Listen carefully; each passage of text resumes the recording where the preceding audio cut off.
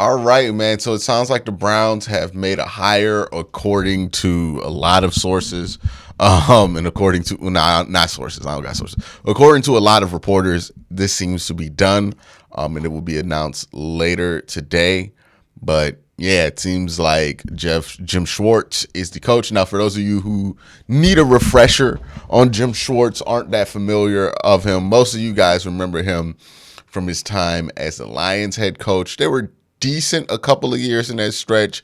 That was the Hank Fraley and Ndamukong Suh Detroit Lions, obviously with Matt Stafford as well.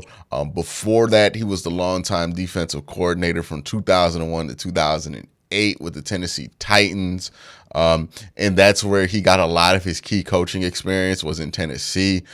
He spent 2 years before that outside linebackers coach in Baltimore, a couple of years in Cleveland under Bill Belichick, where he kind of got his start in the NFL. But really got a lot of his experience from that Jeff Fisher defense, that Jeff Fisher system. Became a head coach. Got fired in 2013, became a defensive coordinator in 2014, then a defensive coordinator again in 2016 through 2020 with the Philadelphia Eagles. He's had mixed results throughout his career. It's not been like, oh, he's the greatest defensive coordinator on earth every year. But what he is a very experienced defensive coordinator. You're talking about somebody who has 7 plus 4 plus 1, like 11 years of defensive coordinating experience. You're talking about somebody who's also been a head coach, and been in the league since 1993, which is also important. So they've seen changes.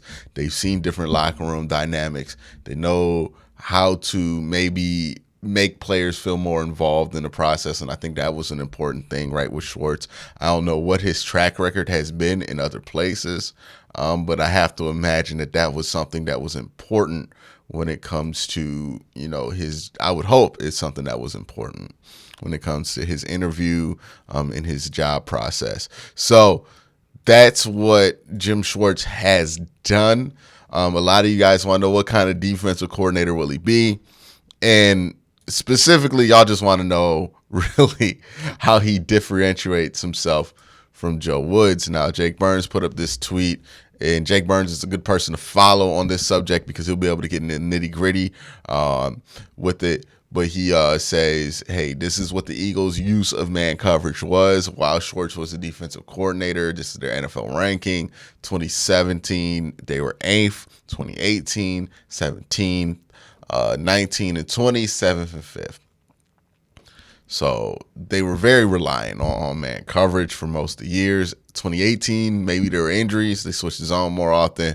Woods, nevertheless, was 27th, 28th, and 23rd. So, we fall into this trap of talking very definitively on things we don't know much about. And I think defense is where we fall into that trap the most. Because that's where I see it happening. Look, I'm not like a super expert on this stuff, right? Like, I have to ask questions too. There's a lot of stuff that I don't know either, and this is like literally my job. Like, I spend a good amount of my day trying to learn this stuff, and even for me, some of this stuff is hard to figure out and learn.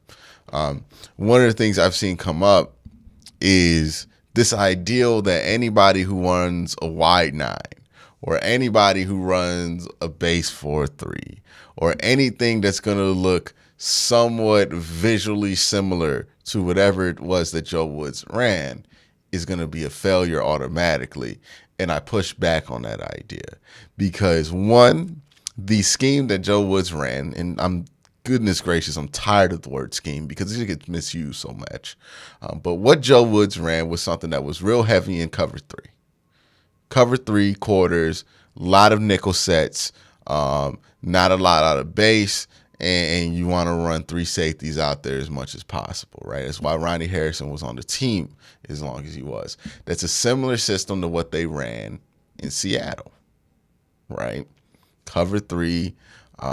Somebody gets more flexibility. That was the road runner in Seattle. And then you have two corners who are going to play a lot of zone, and Richard Sherman, and I'm blanking on the other dude's name, but he was in jail and in the CFL. Unfortunate what happened with him, but he was really good in his time. So they had the Legion of Boom. It was the same scheme that Joe Woods ran in Cleveland. Just because the Legion of Boom was successful with that scheme does not automatically mean that Joe Woods is going to be able to use that scheme and be successful in Cleveland. We all understand that, right? But just because somebody runs something that might look similar to what Joe Woods runs also doesn't automatically make that the same thing as Joe Woods, because the details are very different with Jim Schwartz, right? Yeah. Did Joe Woods run some wide nine? Yeah, that absolutely happened. But Jim Schwartz was really good at running wide nine. Joe Woods not, right? Joe Woods kind of adopted it late in his last year in Cleveland. Jim Schwartz has built a career off of being able to run successful wide nine defensive lines. Do they both run 4-3? Sure, but their tendencies in 4-3 are different, right? He's not going to blitz that much. That is going to stay the same, right? And I think that's fine. I think blitzing is one of the more overrated things in football, in my personal opinion. I think it is. I think it's something that makes us feel good as fans, but then we forget how often blitzes can get beaten, how easily blitzes can get beat when you're playing against good quarterbacks. And the fact of the matter is that this is the division full of good quarterbacks. You're not going to blitz a lot in the AFC North, and it's not going to be very helpful for you, right? Blitzing Joe Burrow, not a great idea when he can just get rid of the ball quickly. We saw him have success with that against Baltimore. That's why he's 4-1 versus Baltimore. Ironically enough, the team in the AFC North that's had the most success against a guy like Joe Burrow has been the team that's blitzed him the least. The Cleveland Browns. Right? Pittsburgh blitzes a ton, has no success versus Joe Burrow. Like Baltimore blitzes him a ton. They beat him one time. I'm just saying, this is a division that's going to have, maybe Lamar is in the division, maybe he's not. But there, you're going to have to deal with Joe Burrow. And a lot of us don't want to wake up to the reality, but Joe Burrow's a problem. Joe Burrow's a problem worth making decisions off of defensively if you're the Cleveland Browns. So I don't mind not blitzing as much. I think blitzing is so overrated. Like, fans love it. I get it. I love it. But when it comes to how much blitzing actually affects winning, it's overrated in that aspect. It's a fun thing to do. And nothing gets your blood boiling more than a nice blitz that's successful. But also nothing makes you more frustrated than when a guy blitzes and he really didn't have to.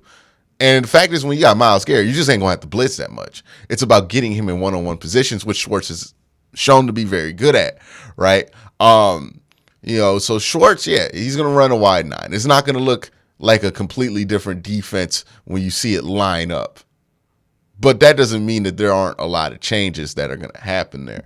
And that's going to be due to his experience, due to what his personal philosophies are with that system, and due to what he likes to do, right?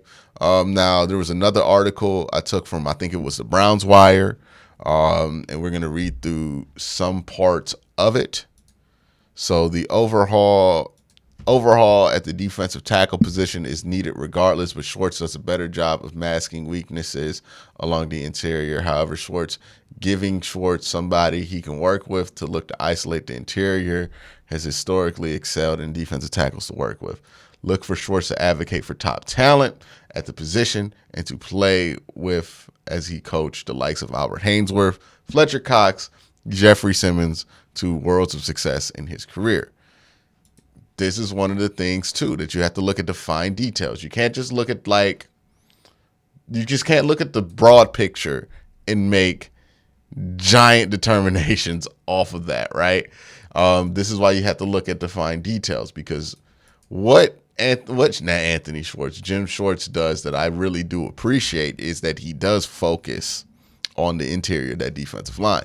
You look wherever he's been, you'll find good defensive tackles. Right. And I know Albert Haynesworth might sound like a bust to some of y'all, but that's because y'all only remember Albert Haynesworth in Washington. Y'all don't remember the original Albert Haynesworth in Tennessee. But that's what he focuses on. Is it going to be, 4-3? Sure. It's never been a problem. Teams have won Super Bowls with 4-3s. Teams have won Super Bowls with 3-4s. Teams have won Super Bowls running wide nines. Teams have run Super Bowls running what Pittsburgh runs. It's not really that much of a big deal. But again, back to the article, something to talk about here. Schwartz prefers to stick in cover 1 or cover 3 base coverages, doing his best to wall off the middle of the field. This is an obvious scheme fit for the Browns to have defensive backs to man up any receiver in the NFL, Denzel Ward, Greg Newsome, and Martin Emerson, with cover 3 being his preference in the zone. This is not a huge shift from Woods, who loves cover 3 in quarters coverage. This also means, however, the Browns would need to find a safety they trust in single high over the top. Grant Delpit flashed a bit over the top against the Washington Commanders, but he's best deployed as a robber working downhill. Robber working downhill is basically underneath safety in the box, right? So whenever you see a safety that looks like they're almost playing linebacker, or when you see a safety where it's like there's base set, or there's 4-2, not 4-2, but there's 2 linebackers, 4 down linemen, and then you see like a safety way off over here that looks like the slot, but they're coming crashing down about the blitz. That's kind of what he's referring to there. With cover 3, okay, this is, okay, I got to find my place back in this article. But given his preference for cover 1 in man, the Browns may also perfectly utilize the talents of Jeremiah Owusu-Koramoah, as he will be tasked to match up head-to-head on tight ends and backs at a higher frequency. So this is about tuning. And honestly, I would say this is the more sane decision for an organization to make. We as fans, when we're disappointed with one side of the ball or disappointed with the coach, we have a tendency to demand that we get the exact opposite of that guy, right? With Hugh Jackson, a lot of Hugh Jackson's things was he was an offensive genius, and he was too smart for his own good. So we wanted to get somebody the complete opposite of Hugh Jackson. Freddie Kitchens, who was not seen as a genius, to put it lightly. Then you go from Freddie Kitchens, who seen as a simple man, to Kevin Stefanski, who's an Ivy League guy, very smart. And now we want to go from Kevin Stefanski, who's very reserved, to somebody who's not reserved, somebody who's willing to scream and yell. That's why so many people want Greg Williams or something like that right now, right? It's because we have this tendency, which ends up being something that actually hurts us, but it's a very human thing that we do, where we react to one thing not working and say, hey, if that ain't work, then I need to go to. It's like if you're working with tools and you use a Phillips screwdriver to try to fix something, and that's not working, and you immediately go, I need a flathead, right? You might just need a bigger Phillips screwdriver bit. Like, that's it. It might be the same thing, but just bigger. Something that's more fit for the job. But immediately your head goes, give me an opposite tool to fix it, right? That's what we jump to when we want to get things fixed, but that's not necessarily what's the best decision for the team. And what's the best decision for a team in a year where you might want to spend salary cap space in different positions is to do something that requires some adjustments, because they definitely need to be made, but you can just tighten the screws on those adjustments, right? This is a tighten the screws move. Hey, we think we have cultivated a pretty strong 4-3 roster. A pretty strong roster.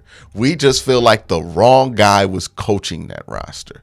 So instead of tearing it up and trying to get a whole new roster, we're going to bring in somebody who is way, way more experienced, way more qualified to handle that position.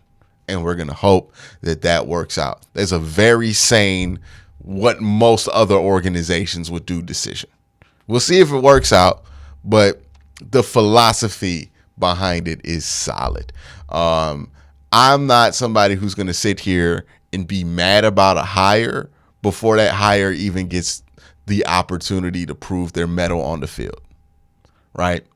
Like, I'm going to give Jim Schwartz a chance to show me what he has. He's most certainly is qualified. He is a veteran of the NFL. Nobody can make the argument that he is not qualified. If he is not the specific name that you wanted, if you wanted Brian Flores or somebody else and you're upset that he's not that name, I would recommend that you reserve your judgments until you see that man, the guy who has the job, coach, because how are we making judgments on what would have been the best defensive coordinator for this team right now when that dude ain't even met with the team yet? How are we making that judgment? It's a ridiculous judgment to get to. So these are kind of decisions that you just need to wait and see if they pan out. I would recommend that. But that's my thoughts on the new hire. Let me know your thoughts in the comment section below. Everybody have a great day. Have an even better night.